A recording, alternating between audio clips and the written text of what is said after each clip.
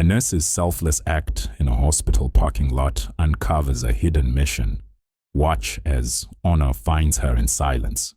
Like, subscribe, and share if this moves you.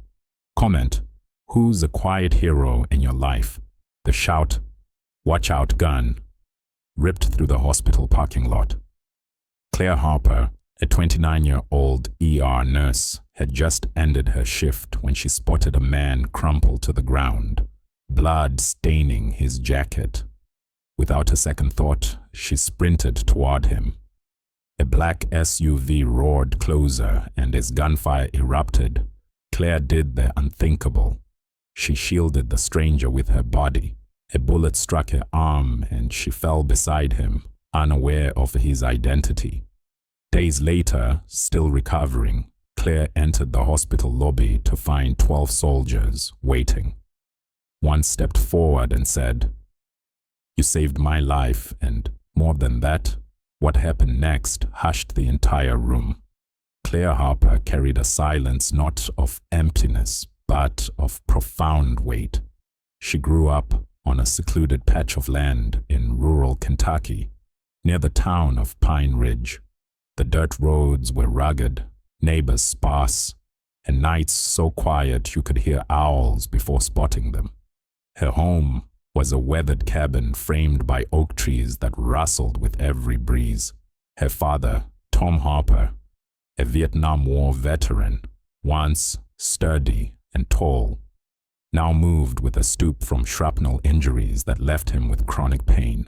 Yet he never grumbled, rising at 4:30 a.m. to tinker in his shed, even if it was just organizing nails. He valued duty, discipline, and integrity above all. Her mother had been the family's heart, her laughter, her warmth, until she succumbed to pneumonia when Claire was 12, leaving Tom broken and Claire grappling with loss too early. The cabin grew quieter, but Tom's lessons endured. He didn't raise Claire for fame. He raised her to hold steady when others faltered, to be a pillar for those in need. His mantra, etched into her soul, was, "Good stands firm, even if you're the only one holding it." That principle guided Claire through school, where peers mocked her for volunteering or sticking to rules, costing her friends but not her resolve. For college, she skipped big universities, choosing Eastern Kentucky University for its solid nursing program and proximity to visit Tom. It wasn't easy. She worked nights at a truck stop, pouring coffee and scrubbing floors to pay bills, often returning home past midnight, exhausted, only to rise at 5:30 for classes. Classmates didn't know how little she slept or how she skipped meals to save fuel, but she never complained. Her life had a quiet cadence: study, serve, sleep, repeat. Her grit caught her professor's eyes, and her gentle care won patient's trust. Though unseen by the world, Tom saw her.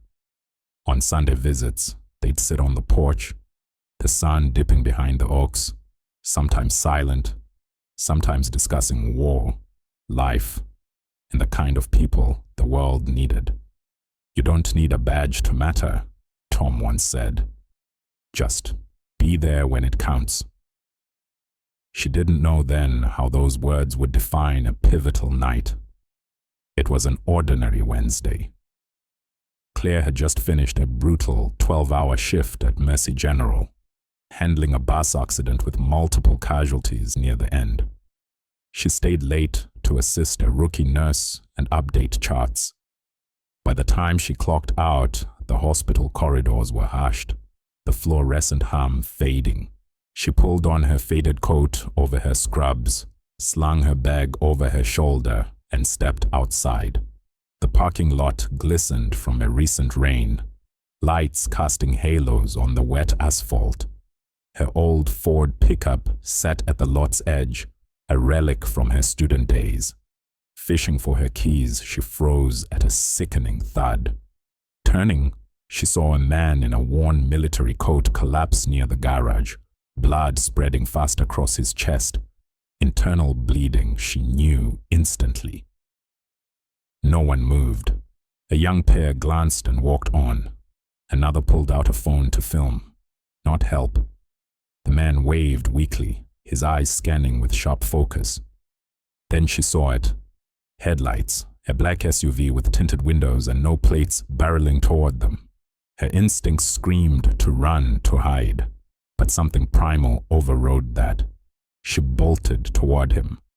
"Call 911, she yelled, her boots pounding the pavement. He struggled to rise, dazed. She reached him as the SUV screeched to a stop 15 feet away.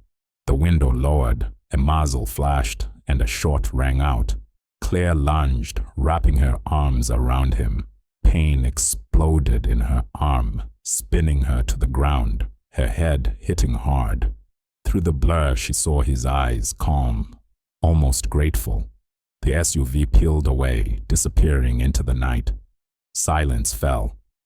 Gasping, Claire whispered, "You okay?" Before darkness took her. She awoke to pressure on her arm, the antiseptic smell of the ICU, and the steady beep of a monitor. Alive. Her eyes adjusted to the hospital ceiling. Then the memory hit. A nurse in green scrubs appeared. "Claire, you're stable. You were shot." "The man?" she rasped. The nurse hesitated. "You are the only one brought in. No other victim was found." "That's impossible," Claire insisted. "He was there." Later, Dr. Hargrove, her supervisor, visited, his face guarded. "The bullet missed vital areas. You're lucky." "Where is he?" she pressed. Hargrove shifted. "Security saw no one else. Police call it a mugging attempt. Maybe you were the target." "No," she said. "He was bleeding. Military coat. I shielded him." Hargrove nodded but urged rest. She couldn't rest. Haunted by the only one. Visitors came, flowers, cards, uneasy jokes, but their whispers stung. "Gang hit," muttered Sarah from ICU. "He was probably a thug," said Mike, the trauma nurse. "You took a bullet for trash." Claire turned away. She hadn't cared who he was. She saw someone dying and acted as her father taught. Need, not deserve. That night, after visiting hours, a plain envelope appeared on her table, her name scrawled on it. Inside, a note in crisp handwriting. "My identity must stay hidden, but I see you. You saved me and a mission that shields many. I owe you all. Lieutenant, 2nd Recon Unit." She reread it, recalling his jacket, his protective wave. Over the next day, oddities emerged. 2 men in janitor uniforms lingered in the hall. Military stiff, never cleaning. Nurses called them extra security. A coin with a Marine emblem appeared by her bed. Worn, earned. She wasn't imagining it. The man was a target, and she'd stepped into something bigger.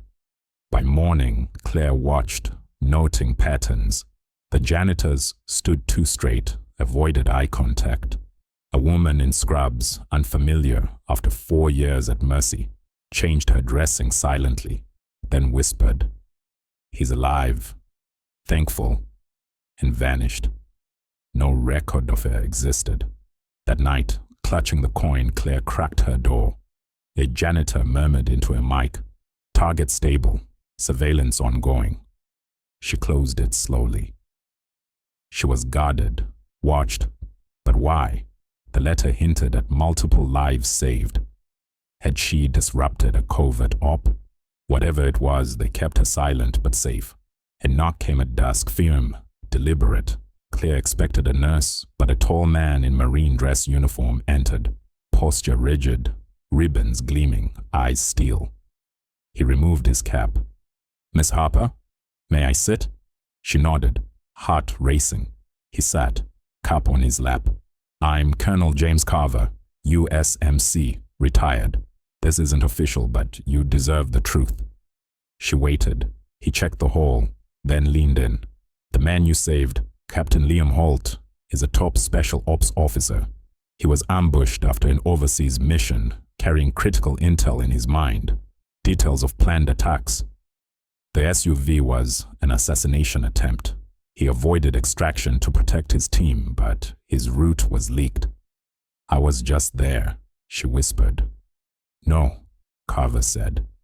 "You acted when others fled." He unwrapped a cloth, revealing the coin and a pin from the 2nd Recon Battalion.